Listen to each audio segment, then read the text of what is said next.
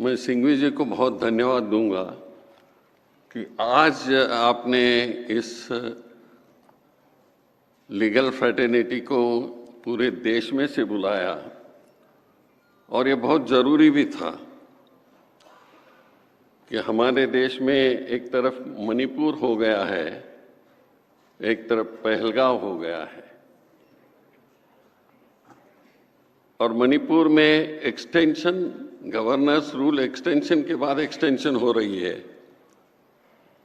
पहलगांव में इतना हल्ला होने के बाद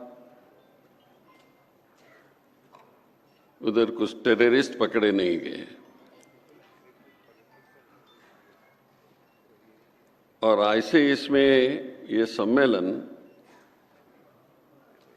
इस देश की जो युवा पीढ़ी के हमारे लीगल फ्रेटर्निटी के लोग हैं उनको विचार करने के लिए यहाँ बुलाया है। तो मुझे याद आ रहा था अभी कि एक गीत था, हम बचपन में सिनेमा देखते थे, कवि प्रदीप का था, इस देश को बड़े संभाल के लाए हैं हम तूफान और किश्ती से,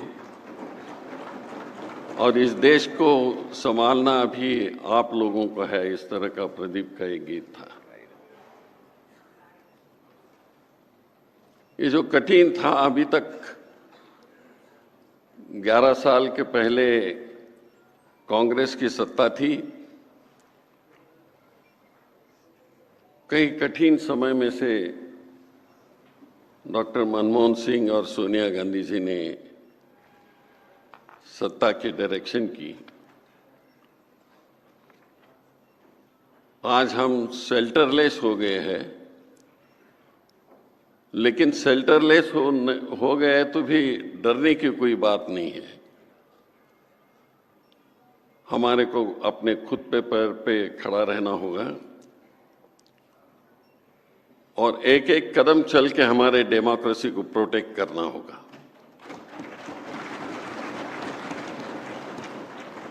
यहाँ नारायण स्वामी जी ने अपना दुख बताया, एक chief minister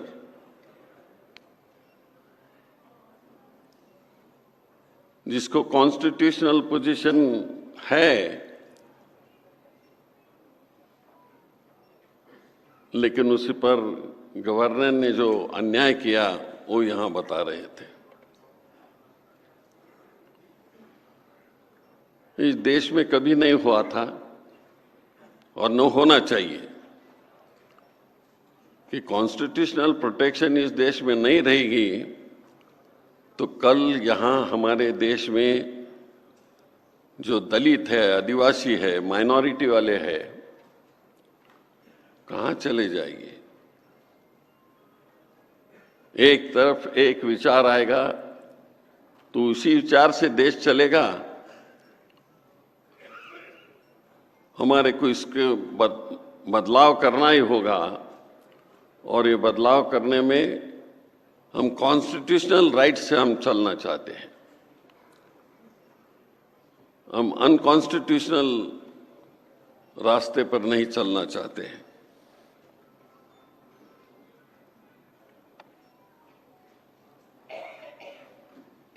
The Constitution is not self-executing, its values are hollow without principle sentinels fighting to tooth and nail to uphold the hollow values against the forces.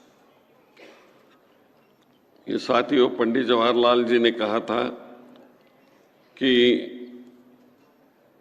Twist with destiny में उन्होंने स्पीच जो दे दिया था तो उन्होंने कहा था कि ambition of the greatest man of our generation has been to wipe every tear from every आई।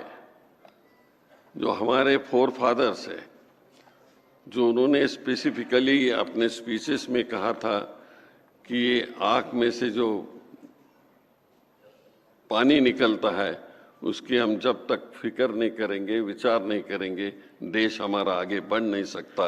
ये बात उन्होंने उस वक्त कही थी।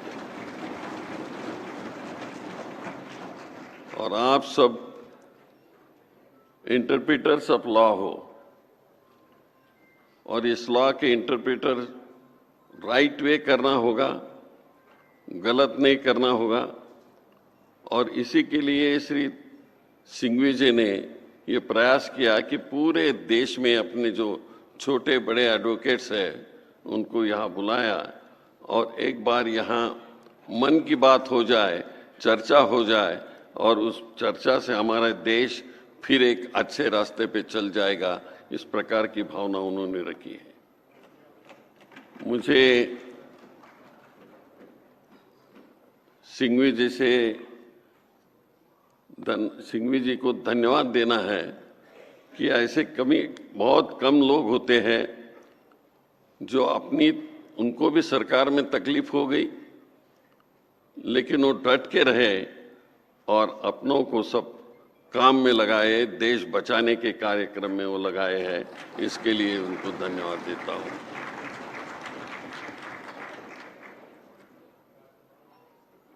सुबह राहुल गांधी जी ने जो भाष्य किया, हम लोग उनके शब्दों पर चलते हैं, उनके आवाज पर चलते हैं।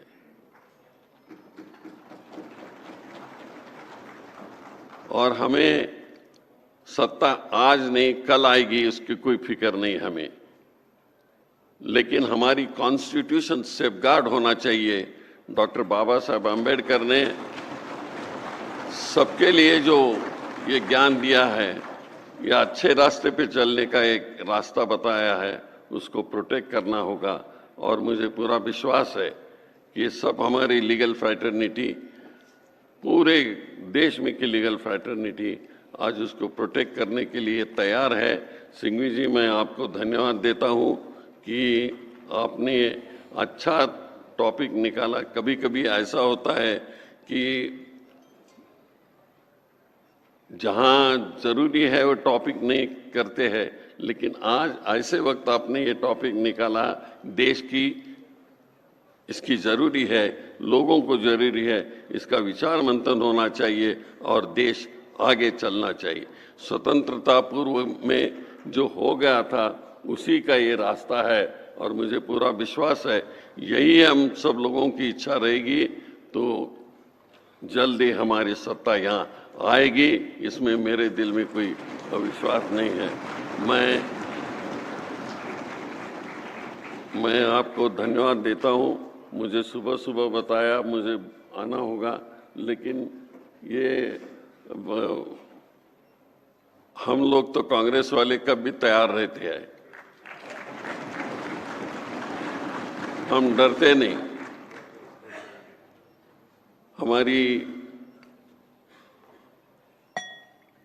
मैं तो हमेशा कहता हूं कि कौन कांग्रेस ऐसी है, ये सादगी पे चली है महात्मा गांधी के जीवन पर,